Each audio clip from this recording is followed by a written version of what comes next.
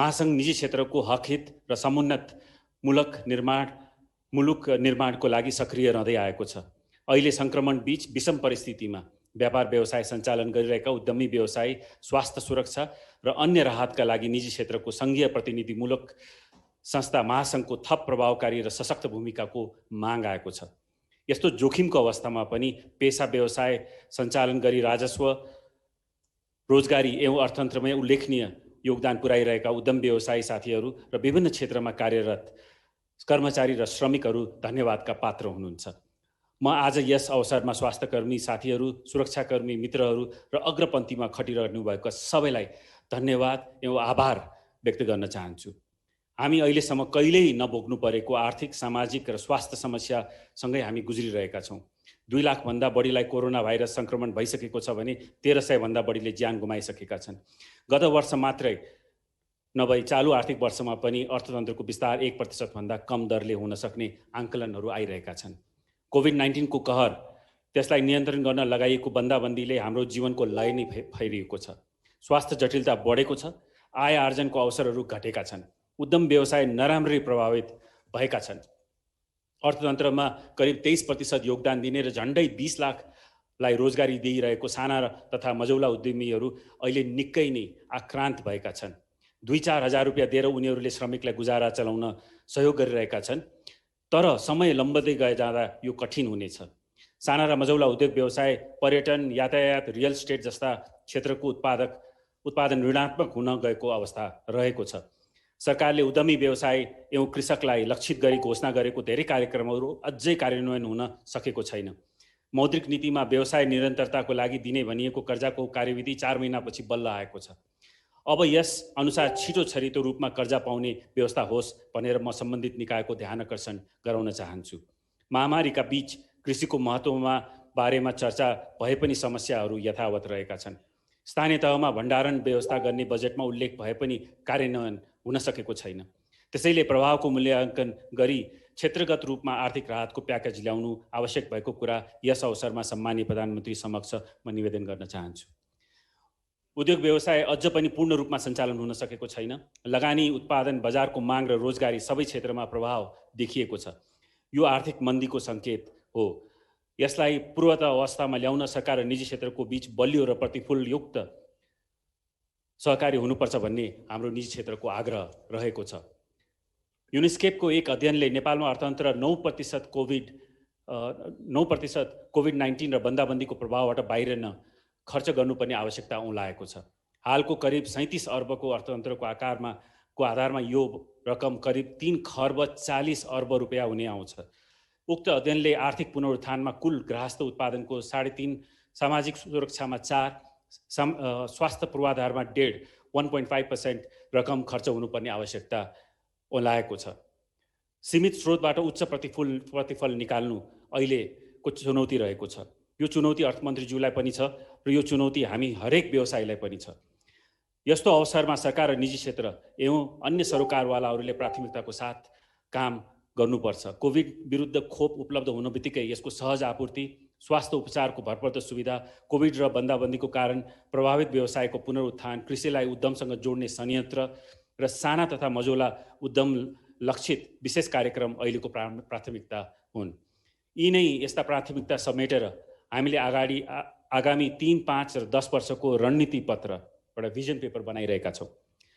हामीले तत्काल अर्थमन्त्रीको पुनरुत्थानको मध्य र दीर्घकालीन योजना यो भिजन पेपरमा समावेश गर्न खोजेका छौँ। यसका कार्यान्वयन सरकारसँग सहकार्य बिना सम्भव छैन। त्यसैले आज म सम्मानित प्रधानमन्त्रीज्यूलाई सम्मानित निजी क्षेत्र र समुन्नतमूलक निर्माणको लागि हामीले गर्न खोजेको काममा सहयोग पुर्याइदिन हुन हार्दिक अनुरोध गर्दछौँ। यो रणनीति पत्र तयार भएपछि हामी सरकारसँग छलफल गरी काम गर्न चाहन्छौँ र यसका लागि समय उपलब्ध गराइदिनको लागि पनि म सम्माननीय प्रधानमन्त्रीज्यूलाई आग्रह गर्न चाहन्छु। अहिले विभिन्न मुलुक कोभिड-19 विरुद्धको खोपमा अन्तिम परीक्षण भइरहेको छ। खोप समयमा ल्याउन अहिले नैदेखि नै तदारुकता देखाउन आवश्यक छ। यसमा निजी क्षेत्रको कुनै भूमिका आवश्यक पर्न देखिएमा हामी सरकारसँग सहकार्य गर्नलाई तत्पर छौँ। लकडाउन अवधिमा 4% उद्योग व्यवसाय मात्र पूर्ण रूपमा सञ्चालन रहेको, 35% उद्योगहरू आंशिक रूपमा सञ्चालन रहेको र करिब 61% उद्योगहरू पूर्ण रूपमा बन्द भएको अध्ययनले देखाएको छ। बन्दाबन्दी पश्चात सामान्य अवस्थामा फर्कन कतिपय उद्योगलाई धेरै समय लाग्ने देखिन्छ। साथै यी उद्योग व्यवसायले सम्बन्धित निकायबाट ब्याज दर सहुलियत, आयकरमा छुट, चालु पुँजीको निम्ति ऋण सुविधा र ऋण अवधि लम्बाउन लगायतका सुविधाहरूको अपेक्षा गरेका छन्। यसतर्फ सरकारको विशेष ध्यान जाओस् भन्ने म आग्रह गर्न चाहन्छु। साना र मझौला उद्यमी सधैँ प्राथमिकतामा रहनुपर्छ। नेपाल उद्योग वाणिज्य महासङ्घ यस्ता उद्यमीको शीतल छहारी हुनुपर्छ भनेर हामीले काम गरिरहेका छौँ। बजेट र मौद्रिक नीति मार्फत राहतका कार्यक्रमहरू सार्वजनिक भएका छन्, तर तीमध्ये अधिकांश कार्यान्वयन हुन सकेका छैनन्। मौद्रिक नीति मार्फत पुनर्कर्जा कोषको रकम बढाएर 1 खर्ब पुर्याइएको छ भने 50 अर्ब बराबरको छुट्टै कोष पनि स्थापना गरिएको छ। पुनर्कर्जा कोषलाई 2 खर्ब पुर्याउन आवश्यक छ। यसलाई कर्जा अवधि 3 वर्ष पुर्याउनु पर्छ। सबभन्दा महत्त्वपूर्ण विषय साना र तथा मझौला उद्यमीले यो रकम सजिलै पाउनु नै हो। यसका प्रभावकारी कार्यान्वयनको लागि उद्योग वाणिज्य महासङ्घ सरकारसँग सहकार्य गर्न तयार छ। हामी सहकार्य गरेर कार्यान्वयन गरौँ हाम्रो आग्रह छ। अहिले हामी सबै जोखिममा छौँ, तर जोखिमलाई हामीले बढायौँ भने, बाँड्यौँ भने सबैलाई सजिलो हुन्छ। यसै गरी अवसरलाई पनि बाँडौँ। सधैँ हिँड्दा भरथेक हुन्छ र गन्तव्यमा पुग्न सजिलो हुन्छ। कृषिको पुनर्संरचना अर्को आवश्यकता हो। पछिल्लो दशकमा कृषि क्षेत्रको उत्पादन वृद्धि दर 3.2% मात्र रह्यो। सन् 2008मा 74% जनता कृषिमा आश्रित रहेकोमा 2018मा 60% आश्रित छन्। यसले कृषिभन्दा अन्यत्र क्षेत्रले खासै ठुलो रोजगारी सृजना गर्न सकेको देखिएको छैन। मल बिउको अभाव जस्ता तस्तै देखिने समस्याको अन्त्य हुनुपर्छ।